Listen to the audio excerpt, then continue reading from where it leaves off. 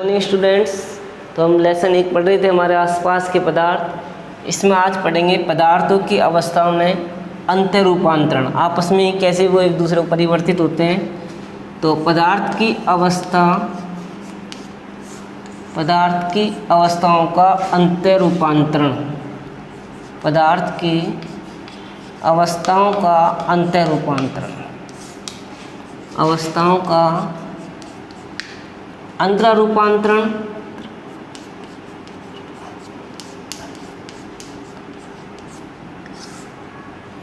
तो पदार्थ की अवस्थाओं में पदार्थों का अंतर रूपांतरण कैसे होता है, देखिए।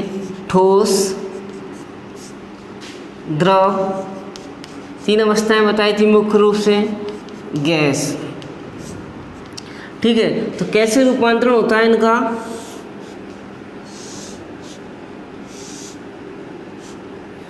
एक दूसरे में कैसे परिवर्तित होती है, ये बना दिया। तो पदार्थ की अवस्थाओं का अंतर रूपांतरण, जैसे मान लीजिए कोई ठोस पदार्थ द्रव में परिवर्तित हो रहा है। ठोस किस में हो रहा है, द्रव में। तो या तो इसको ऐसे कर दो, ये यदि कोई ठोस पदार्थ द्रव में परिवर्तित हो रहा है तो ये कहलाएगा संगलन, मतलब गलना। कोई ठोस पदार्थ है, द्रव में बदल रहा है, बर्फ है, जल में बदल रही है, तो क्या कहलाएगी, संगलन। क्या कहलाएगी, संगलन। अब कोई द्रव ठोस में परिवर्तित हो रहा है तो वो क्या कहलाएगा, जमना। क्या कहलाएगा, जमना। जम रहा है, वो द्रव से ठोस में आ रहा है तो क्या कहलाएगा, जमना। और ठोस से द्रव में जा रहा है तो क्या कहलाएगा, गलना, मतलब सैगलन। अब कोई द्रव गैस में परिवर्तित हो रहा है तो क्या कहलाएगा, बाष्पीकरण। क्या कहलाएगा, बाष्पीकरण। ठीक है। और यदि गैस ठंडी होकर द्रव में परिवर्तित हो रही है तो क्या कहलाएगी, संघनन। क्या कहलाएगी, संघनन। क्या कहलाएगी, संघनन। और कोई ठोस गैस में या गैस ठोस में परिवर्तित होती है तो वो कहलाता है ऊर्ध्वपातन। क्या कहलाता है, ऊर्ध्वपातन। क्या कहलाता है, ऊर्ध्वपातन। वो कहलाता है ऊर्ध्वपातन। ये ध्यान रखना। तो ये पदार्थ की अवस्थाओं का अंतर रूपांतरण है। पदार्थ की अवस्थाओं का अंतर रूपांतरण, ये अंतर रूपांतरण, पदार्थ की अवस्थाओं का अंतर रूपांतरण। यदि कोई ठोस द्रव में परिवर्तित हो रहा है तो सैगलन, द्रव ठोस में आ रहा है तो जमना। यदि कोई द्रव गैस में परिवर्तित हो रहा है तो वाष्पीकरण, गैस द्रव में परिवर्तित होती है तो संघनन। और यदि कोई ठोस गैस में परिवर्तित हो रहा है तो ऊर्ध्वपातन, और गैस ठोस में परिवर्तित हो रही है तो वो ऊर्ध्वपातन। अब हम यहाँ जब पढ़ेंगे विशेष रूप से वो पढ़ेंगे ऊर्ध्वपातन। ये एग्जाम में आता है कि ऊर्ध्वपातन किसे कहते हैं। इसकी मतलब नामक के चित्र बनाते हुए ऊर्ध्वपातन विधि को समझाइए। तो कैसे समझाते हैं वो देखिए। ऊर्ध्वपातन, कपूर का नाम सुना होगा आपने। कपूर अमोनियम क्लोराइड होता है, NH4Cl, नौसादर। तो ये कपूर है। कपूर ऊर्ध्वपातन का उदाहरण है। कैसे, वो देखिए। किसी परिभाषा तो है इसकी, किसी ठोस पदार्थ का द्रव में बदले बिना, द्रव में नहीं बदलेगा, सीधा किस में बदलेगा, गैस में। किसी ठोस पदार्थ का द्रव में बदले बिना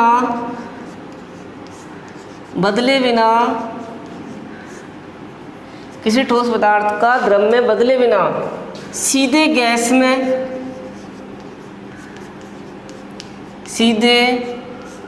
में किसी ठोस पदार्थ का द्रव में बदले बिना सीधे गैस में, तथा गैस का द्रव में बदले बिना सीधे ठोस में परिवर्तित होना, तथा गैस का सीधे ठोस में परिवर्तित होना, सीधे ठोस में परिवर्तित होना ऊर्ध्वपातन कहलाता है। ऊर्ध्वपातन कहलाता है।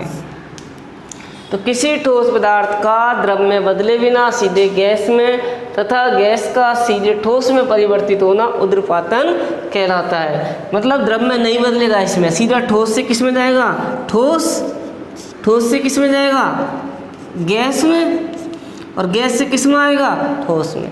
मतलब द्रव में नहीं जाएगा, सीधे गैस में और गैस से सीधे ठोस में। क्या कहलाएगा, उद्रपातन। क्या कहलाएगा, उद्रपातन। क्या कहलाएगा, उद्रपातन। ये उद्रपातन परिभाषा है, आती है एग्जाम में कि उद्रपातन किसे कहते हैं, किसी ठोस पदार्थ का द्रव में बदले बिना सीधे गैस में और गैस का भी द्रव में बदले बिना सीधे ठोस में परिवर्तित होने की प्रक्रिया को उद्रपातन कहते हैं। अब समझते हैं इसको विधि से कि उद्रपातन की विधि क्या होती है। तो इसमें क्या होता है उद्रपातन में, उद्रपातन को नामक चित्र बनाते हुए समझाइए। तो इसमें क्या करते हैं, एक चाइना डिस्क लेते हैं, चीनी की मिट्टी की प्याली, ये चीनी की मिट्टी की प्याली है, ठीक है। अब इस चीनी की मिट्टी की प्याली को एक स्टैंड पर रख देते हैं, रख दिया। इसके बीच में एक मोमबत्ती या गैस का बर्नर रख देते हैं,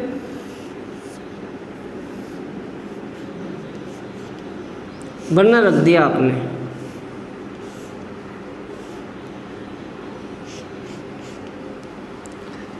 अब इसमें क्या करते हैं, कपूर या अमोनियम क्लोराइड का चूर्ण ले लेते हैं, ठोस कपूर ले लेते हैं। ये एक उल्टा कीप रखते हैं, ये कीप रख दिया, ठीक है। सबसे पहले हमने क्या लिया, चीनी मिट्टी की प्याली, चीनी मिट्टी की प्याली या कटोरी, ठीक है। ये लिया, स्टैंड पे रख दिया, इसको किस पे रख दिया, स्टैंड पर, ठीक है। ये हो गया बर्नर, ठीक है। अब क्या किया, एक उल्टा कीप रख दिया, उल्टा कीप, ठीक है। अब ये क्या लिया, ये लिया हमने ठोस अमोनियम क्लोराइड। अमोनियम क्लोराइड को क्या कहते हैं, NH4Cl, Kapoor, ammonium chloride, ammonium chloride, NH4Cl, ammonium chloride ले लिया। अब ये उल्टा कीप लिया, इस कीप के मुंह पे क्या लगा दिया, रुई का टुकड़ा, रुई का टुकड़ा लगा दिया, ठीक है। अब क्या करते हैं, इसको गर्म करेंगे तो ये क्या होगी, वाष्पित अमोनियम क्लोराइड, वाष्पित अमोनियम क्लोराइड, अमोनियम क्लोराइड। अब ये क्या होता है, ठंडा होकर, ये वाष्पित है, ठंडा होकर कहाँ जम जाता है, इस सिरों पर, ये जम गया। ये है ठोस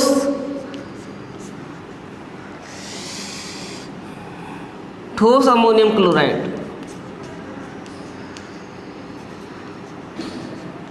ठोस अमोनियम क्लोराइड। तो ये उद्रपातन की विधि है। देखिए ये ठोस है, ठोस किस में चेंज हो गया, वाष्प मतलब गैस में, गैस किस में चेंज हो गई, ठोस में। क्या दर्शा रहा है ये, उद्रपातन।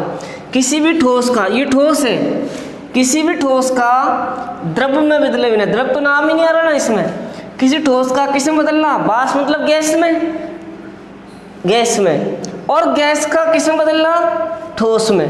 क्या कहलाता है, उद्रपातन।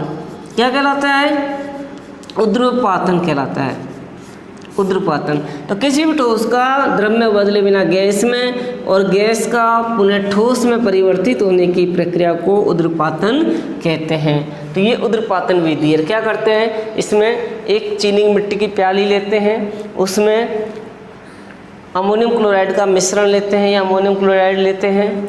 अब इसको स्टैंड पर रख करके गर्म करते हैं, तो ये अमोनियम क्लोराइड वाष्प में मतलब गैस में परिवर्तित हो जाती है। यह गैस पुनः ठंडी होकर के ठोस में परिवर्तित हो जाती है। तो इस प्रयोग से या इस विधि से स्पष्ट होता है कि किसी ठोस का द्रव्य बदले बिना गैस में और गैस का ठोस में बदलना क्या कहलाता है? ऊर्ध्वपातन। क्या कहलाता है? ऊर्ध्वपातन। फिर समझिए, सबसे पहले एक चीनी की प्याली लेते हैं, ठीक है। आप लिखेंगे भाई ऊर्ध्वपातन विधि। ऊर्ध्वपातन विधि का नामांकित चित्र बनाते हुए वर्णन कीजिए। ऊर्ध्वपातन विधि तो कैसे करेंगे? सबसे पहले एक चीनी की प्याली लेते हैं, इसमें अमोनियम क्लोराइड, ठोस अमोनियम क्लोराइड का मिश्रण लेते हैं। अब इसके ऊपर एक उल्टा कीप रखते हैं, कीप के सिरे पर रुई का टुकड़ा लगाते हैं। अब इसे बर्नर की सहायता से गर्म करते हैं तो ये ठोस अमोनियम क्लोराइड गैस में परिवर्तित हो जाती है और यह गैस पुनः ठोस में परिवर्तित होकर सिरों पर जमा हो जाती है। तो इससे यह निष्कर्ष निकलता है कि किसी ठोस का द्रव्य बदले बिना सीधे गैस में और गैस का ठोस में परिवर्तित होना ऊर्ध्वपातन कहलाता है। आगे समझो, ये डायग्राम बनाना है आपको,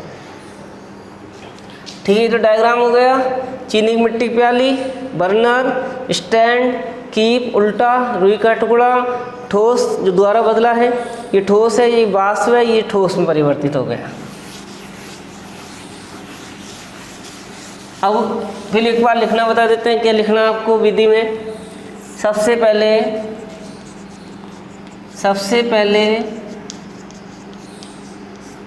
एक चीनी की प्याली लेते हैं,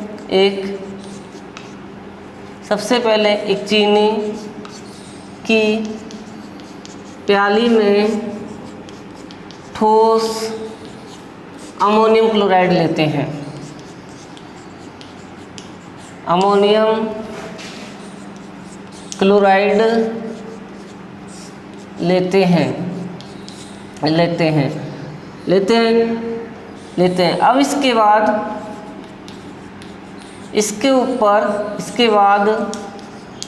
ऊपर एक उल्टा कीप रखते हैं, इसके ऊपर एक उल्टा कीप रखते हैं। कीप के सिरे पर रुई का टुकड़ा लगाते हैं, कीप के सिरे पर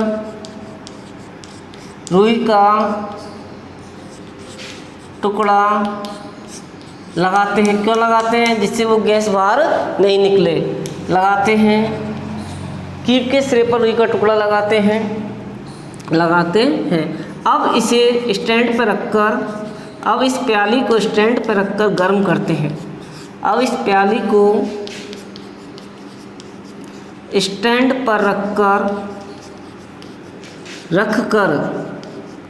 गर्म करते हैं, रखकर बर्नर की सहायता से गर्म करते हैं। बर्नर की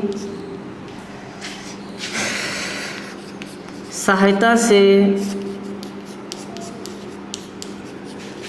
गर्म करते हैं, बर्नर की सहायता से गर्म करते हैं तो ठोस अमोनियम क्लोराइड गैस में परिवर्तित हो जाता है। तो ठोस अमोनियम क्लोराइड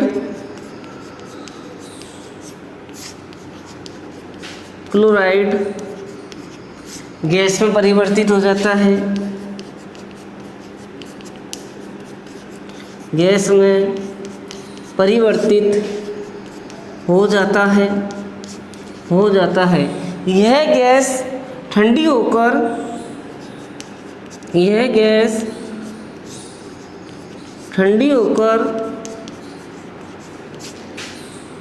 पुनः ठोस के रूप में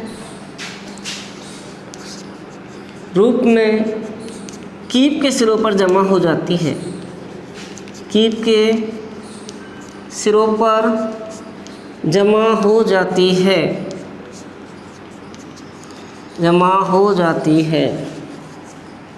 पुनः ठोस के रूप में कीप के सिरों पर जमा हो जाती है। अतः ठोस का द्रव्य बदले बिना गैस में, अतः ठोस का सीधे किसमें? गैस में, तथा गैस का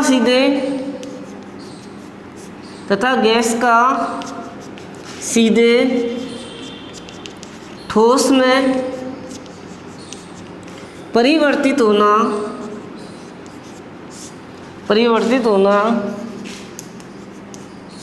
ऊर्ध्वपातन कहलाता है। ऊर्ध्वपातन कहलाता है। ये लिखना आपको और डायग्राम बनाना है। तो ये एग्जाम में आता है। सबसे पहले चीनी की प्याली लेते हैं, उसमें अमोनियम क्लोराइड लेते हैं, इसके बाद उसके ऊपर उल्टा कीप रख देते हैं, कीप के सिरे पर रुई का टुकड़ा लगा देते हैं। अब उसको प्याले को स्टैंड पर रखकर बर्नर की सहायता से गर्म करते हैं। तो ये ठोस वाष्प में परिवर्तित हो जाता है। ये वाष्प ठंडी होकर पुनः ठोस के रूप में जमा हो जाती है। तो ठोस का गैस में और गैस का ठोस में परिवर्तित होना ऊर्ध्वपातन कहलाता है।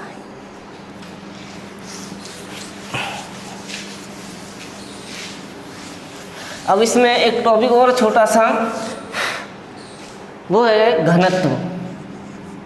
घनत्व भी समझ लीजिए किसे कहते हैं? डेंसिटी, DNSITY, डेंसिटी, डी से व्यक्त करते हैं इसको। तो किसी तत्व का द्रव्यमान प्रति इकाई आयतन को, किसी तत्व का द्रव्यमान प्रति इकाई आयतन को, किसी तत्व का द्रव्यमान प्रति इकाई आयतन को घनत्व कहते हैं। घनत्व कहते हैं। तो घनत्व का सूत्र क्या होगा? घनत्व डी से व्यक्त करते हैं इसको। D बराबर द्रव्यमान बटे आयतन, इसको व्यक्त करते हैं m से, इसको करते हैं किससे? आयतन से। तो D बराबर क्या जाएगा? m, भाई D बराबर m बटे v। मात्रक क्या हो जाएगा? द्रव्यमान का क्या होता है? kg, इसका मीटर क्यूब, तो क्या होगा? kg प्रति मीटर का क्यूब। kg प्रति मीटर का क्यूब। हिंदी में लिख सकते हैं किलोग्राम प्रति मीटर का क्यूब।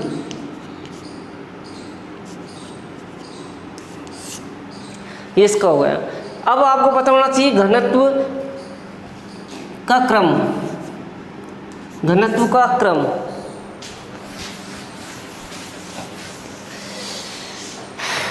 घनत्व का क्रम तो सबसे ज़्यादा किस में होगा?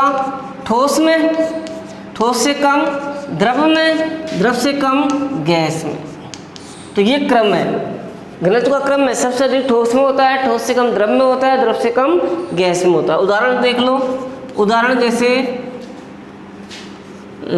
लोहा, वायु, जल, शहद, चौक, इनको हमको जमाना है बढ़ते क्रम में, वो घटते क्रम में। तो सबसे कम कौन, सबसे ज़्यादा किस में होगा? लोहे में। लोहे से कम किस में होगा? चौक में। चौक से कम किस में होगा? शहद में। शहद से कम किस में होगा? जल में। जल से कम किस में होगा? वायु में। तो ये क्रम हो गया एक तरीके से। तो ये घनत्व है। घनत्व किसे कहते हैं? किसी तत्व का द्रव्यमान प्रति इकाई आयतन को घनत्व कहते हैं। घनत्व बराबर द्रव्यमान बटे आयतन। D बराबर m बटे v। मात्रक kg प्रति मीटर का क्यूब। तो आपको इसमें से 2-3 क्वेश्चन दिए जा रहे हैं, इनको बिना देखे 1-2 बार वीडियो को पढ़ के करना। क्वेश्चन नंबर 1, ऊर्ध्वपातन किसे कहते हैं? ऊर्ध्वपातन किसे कहते हैं? क्वेश्चन नंबर 2, घनत्व किसे कहते हैं? इसका मात्रक व सूत्र लिखिए।